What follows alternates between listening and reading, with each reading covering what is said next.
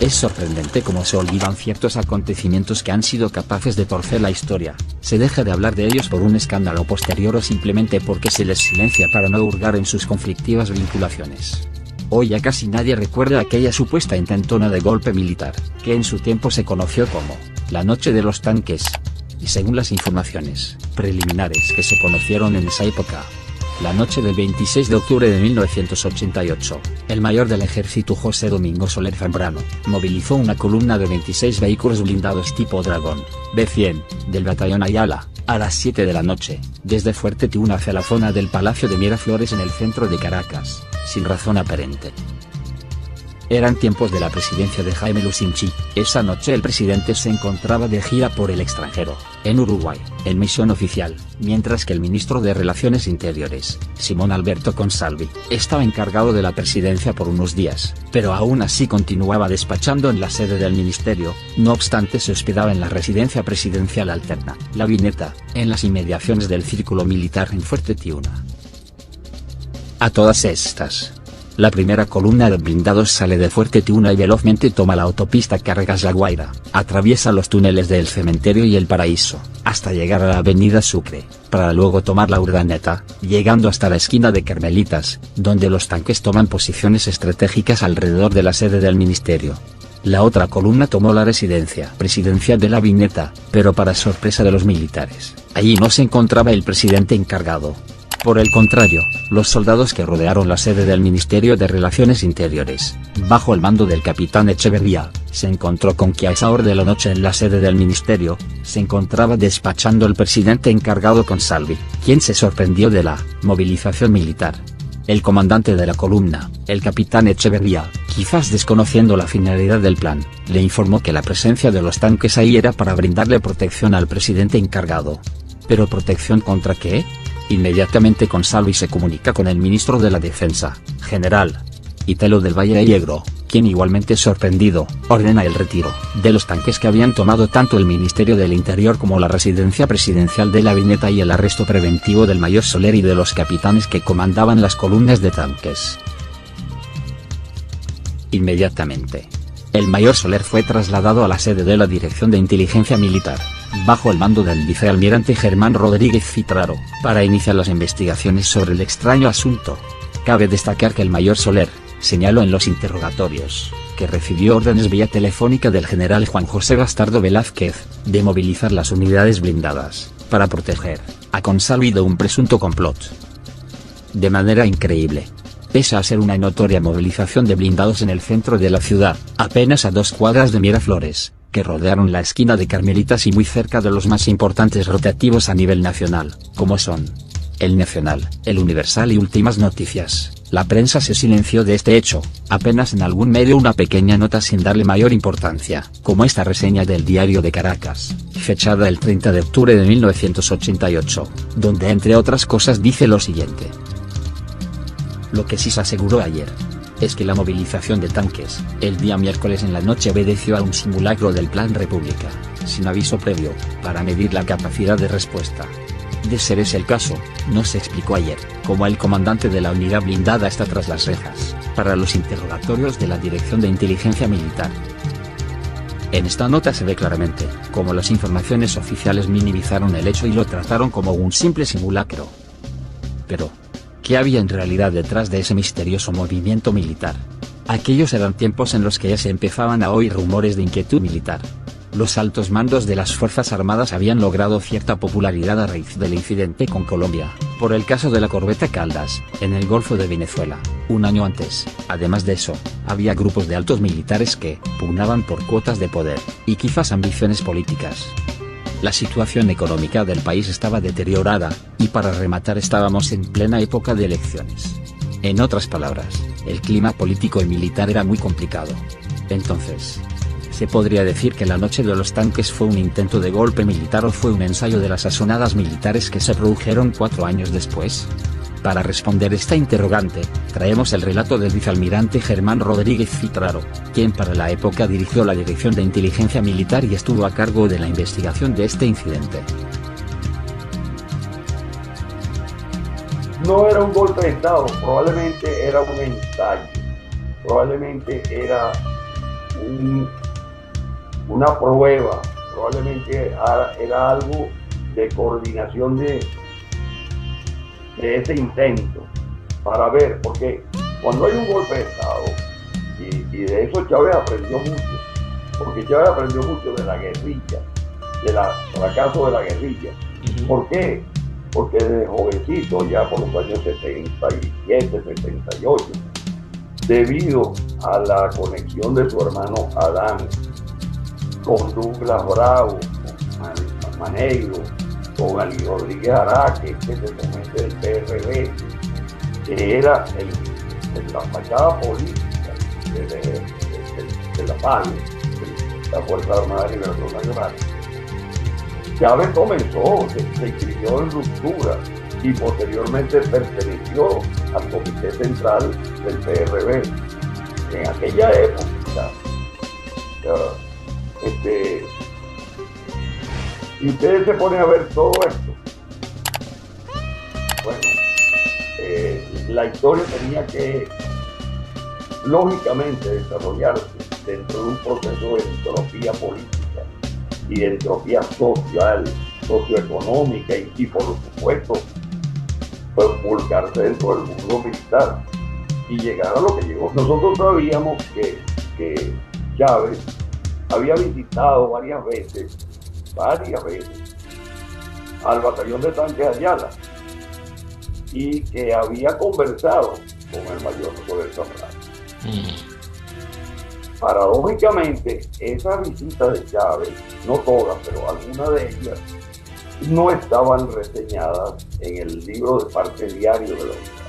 Pero como nosotros teníamos en nuestras redes de inteligencia, de búsqueda encubiertas, teníamos oficiales dentro del puerto y teníamos oficiales en todas las guarniciones del país, pero y teníamos información del batallón internamente del batallón Ayala. Sabíamos que Chávez había estado ahí. No teníamos detalles de lo conversado o de lo que había tratado siempre en estas ocasiones con Zambrano. Pero sí sabíamos que estaba en eso. Tanto la Dirección de Inteligencia del Ejército como la DICIP, como la Dirección General Sectorial de Inteligencia Militar.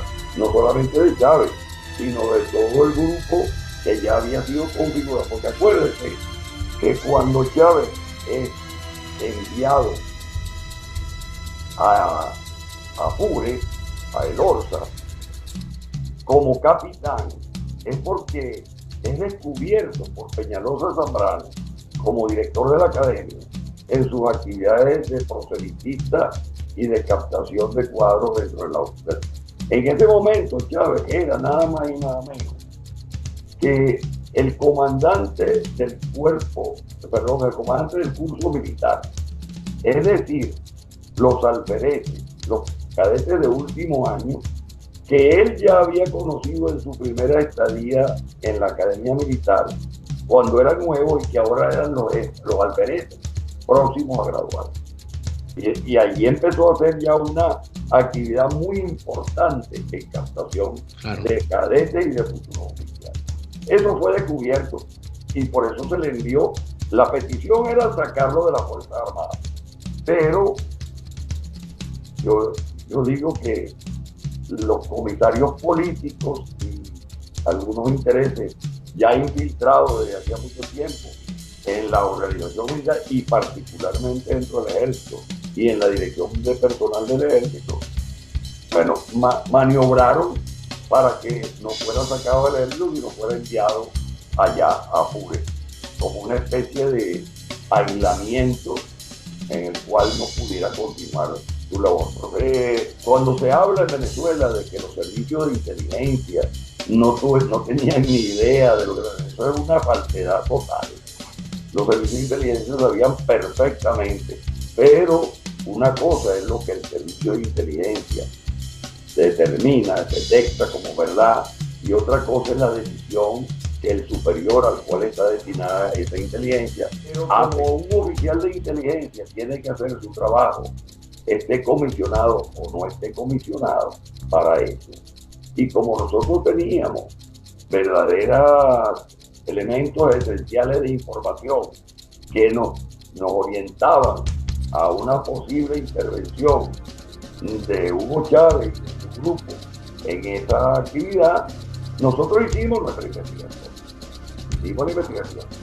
Y después que el presidente Lucinchi regresó, no me acuerdo exactamente cuánto tiempo después, transcurrió un tiempo, no, serían 2 o 3 semanas, algo así. Nosotros le llevamos un informe de inteligencia al presidente. Yo se lo llevé. Y después que él lo leyó enfrente mío, me dijo: mire, almirante, vamos a dejar que el ejército se ponga. Y yo le dije: entendido, presidente. Eso fue todo. Pero el relato del vicealmirante Rodríguez Citraro no es el único. Este incidente tiene muchas versiones. Una de ellas es la que documentó el general ya fallecido, Iván Darío Jiménez, en su libro Los golpes de Estado desde Castro hasta Caldera, en donde refiere lo siguiente. El juez del Tribunal Militar de Primera Instancia Permanente, de Caracas, coronel Ramón Enrique Moreno Natera, dictó auto de detención contra el mayor del ejército, José Domingo Soler Zambrano, el 17 de noviembre de 1988, basado en el artículo 511 del Código de Justicia Militar, por la movilización de 26 carros de asalto tipo Dragón, en la noche del 26 de octubre de 1988, hacia La Viñeta, el Ministerio de Relaciones Interiores y la sede de la DICIP en Los Chaguáramos. La defensa alegó las órdenes telefónicas impartidas por el general de división, Juan José Bastardo Velázquez, para salvaguardar la integridad física de Simón Alberto Consalvi, presidente encargado de la República, quien se encontraba en el despacho del Ministerio de Relaciones Interiores, y, en todo caso, el defensor esgrimió que su defendido fue inducido a error. Además, el jefe del Estado Mayor Conjunto tampoco era autónomo para dar esa orden. De acuerdo al informe de la DICIP, fue un golpe de tanto. La versión concuerda con las advertencias de Carlos Peñaloza, puesto que Hugo Chávez había visitado con antelación el batallón Ayala, y después aparecieron unos panfletos. Los planes de derrocamiento datan desde 1982. Lucinchi desmintió el golpe. Investigaciones arrojaron la participación de oficiales cercanos y ajenos al MBR 200. Las condiciones estaban dadas para un golpe en diciembre de 1989. Pero fue en febrero de 1992 que se materializó el golpe, que se venía gestando desde 1982. Por su parte, el vicealmirante Mario Iván Carratú también tiene su versión de los hechos, la cual nos relata a continuación.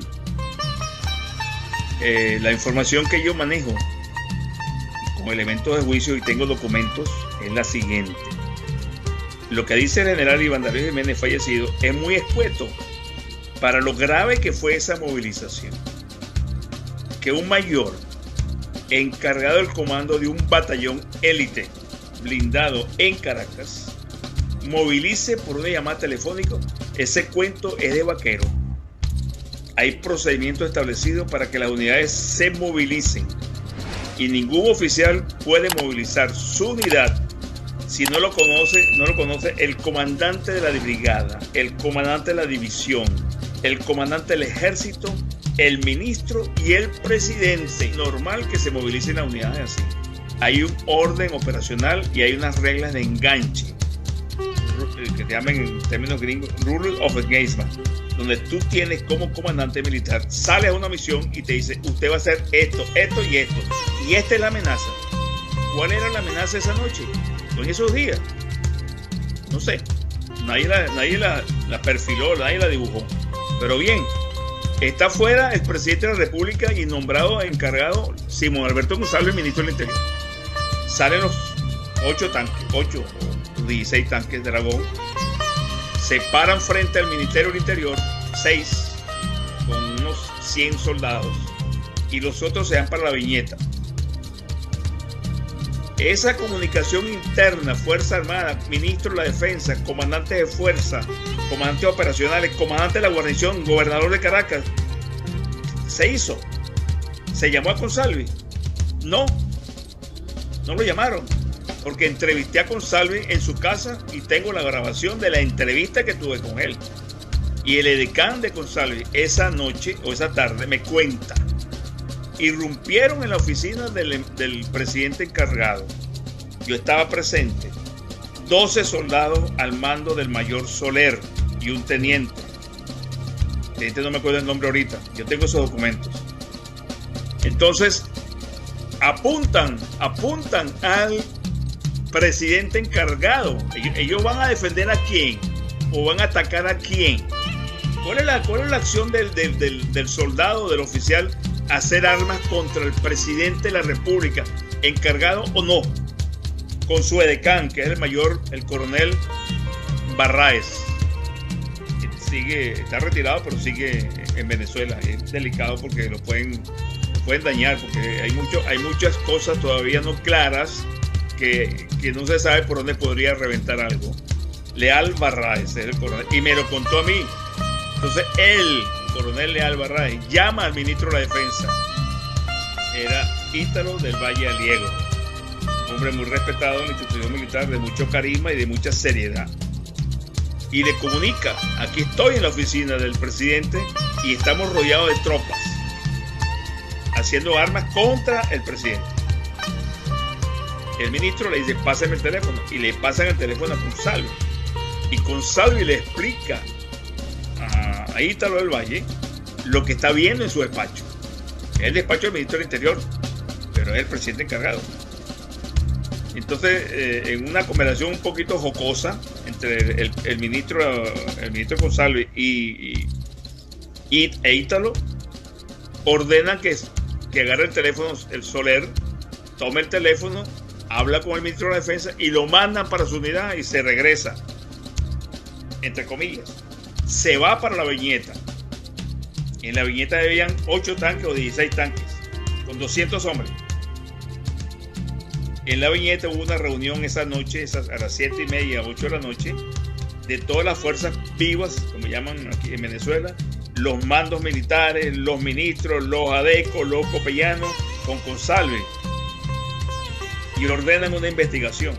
Claro, y le comunican al presidente Lucinchi en el interior. El comandante del ejército estaba afuera y Bastardo Velasco estaba encargado del comando del ejército. Se dijo que era una maniobra del mando militar para descabezar al ejército y las nuevas promociones llegar al poder. Por ahí en esas nuevas promociones, la promoción de Peñalosa, la promoción de Ochoa, la promoción de Rodríguez Ochoa, la promoción de Santeliz, la promoción de Santiago Ramírez, que fueron los conspiradores del año 83.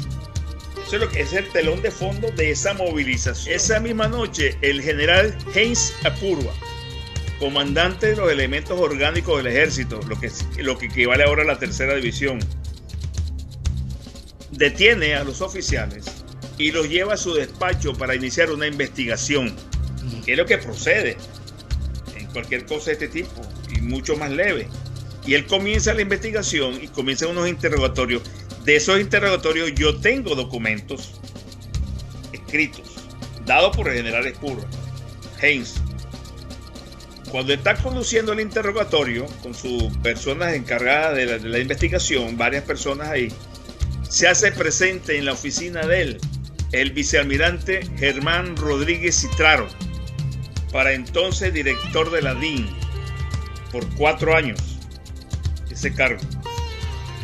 Y resulta que le dice: por orden del presidente Lucinchi, la investigación la voy a hacer yo, y entrégame los documentos. De Heinz, esto me lo cuenta Heinz a mí, en vista que era el director de la DIN, que era el almirante Citraro, una persona de mucha seriedad, o visto con mucha seriedad, me pide la investigación, le paso la investigación y ellos engavetan la investigación, no la concluyen, no la llevan adelante. ¿Por qué esa investigación no se hace pública y por qué no se hace conocimiento de las Fuerzas Armadas? ¿Y por qué no se detiene y se pasa a juicio al mayor Soler y toda la cabeza que ordenó esa movilización? Eso se quedó en tinieblas, no se investigó, se echó tierra. Y se le echó tierra por algo muy importante, digo yo.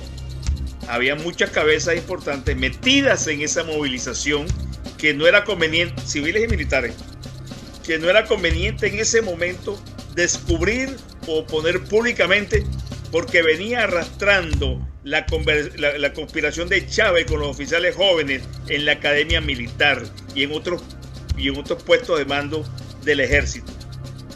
También el general Herminio Fuenmayor reseñó parte de este incidente en su libro Páginas sobre la verdad.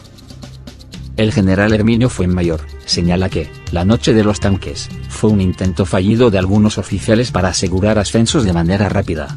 De acuerdo con Fuenmayor, los conspiradores habrían utilizado al mayor Soler para movilizar las tanquetas y así poder alegar violaciones a los protocolos de seguridad, y luego apostar por la eliminación de 2 promociones militares enteras. La destitución masiva habría sido parecida a la ocurrida en la Unión Soviética, luego de que Matías Rust aterrizara su avioneta en la Plaza Roja de Moscú.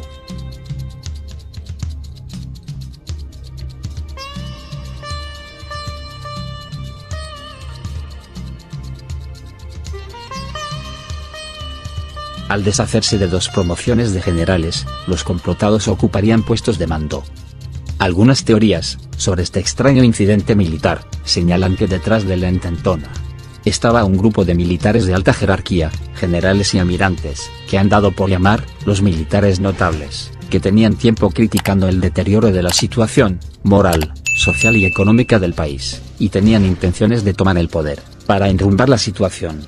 Otras sostienen que siniestros militares de izquierda, que más adelante se alzarían contra el sistema democrático, eran los que estaban detrás del complot.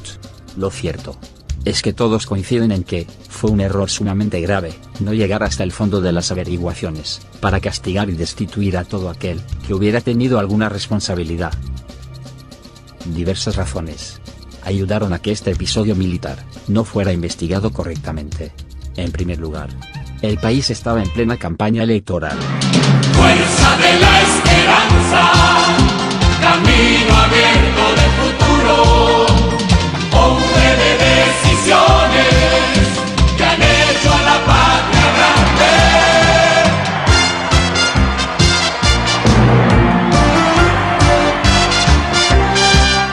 Pagado el precio político de ser valiente. Los expresidentes de su partido se le han opuesto, uno cuando compitió por la Secretaría General y el otro por la candidatura presidencial. Siempre ha puesto a Venezuela por encima del interés partidista. En temas como la agricultura y la política exterior, se atrevió a apoyar las políticas del gobierno de Lucinchi cuando pensó que eran correctas.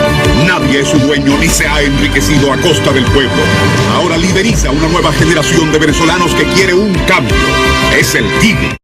A los pocos días, ocurrió la llamada masacre del Amparo. Este es un avance de El Observador. 14 presuntos guerrilleros colombianos resultaron muertos en un enfrentamiento armado con efectivos del grupo específico José Antonio Páez del ejército venezolano. Choque registrado en Caño Coloradas, cerca de Guafitas, en el distrito Páez del estado Apure. Nuestro corresponsal Marino Vázquez nos reporta. Los cadáveres de los 14 subversivos quedaron esparcidos en un área de 2 kilómetros. Tenían como objetivo la voladura de la estación de bombeo de Corpobén, del pozo petrolero de Guafitas, según lo señaló el general Humberto Camejo Arias, jefe de la segunda división del ejército. Este suceso conmocionó al país, ocupando los titulares de la prensa y prácticamente toda la atención nacional. Unos días más tarde, el ministro de la Defensa sorpresivamente ordenó cerrar el expediente de la salida de los tanques. No se practicaron más diligencias, no se declaró a más nadie y no hubo nuevas detenciones. El único preso seguía siendo el mayor Soler. Vinieron las elecciones presidenciales, resultando electo Carlos Andrés Pérez.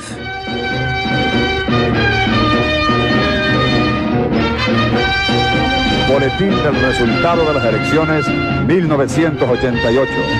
Carlos Andrés Pérez.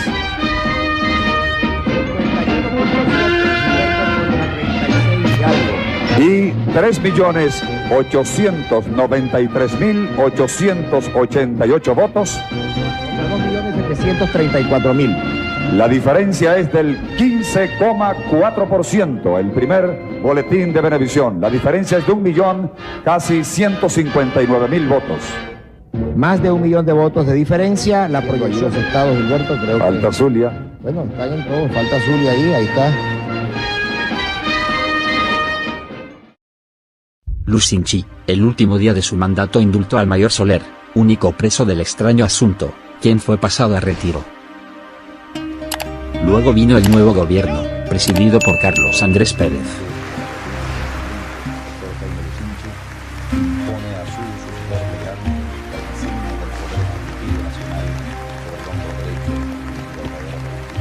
Cuyo mandato comenzó, enfrentando los fuertes disturbios del llamado Caracazo, y no se ocupó para nada del episodio. Lo demás es historia.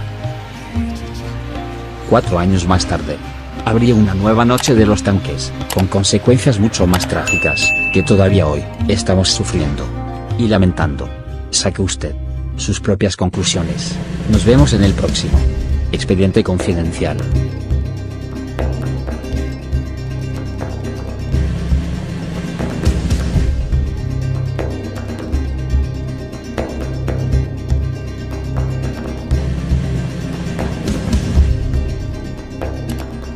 Si te gustó, dale like, suscríbete, comenta y activa la campanita.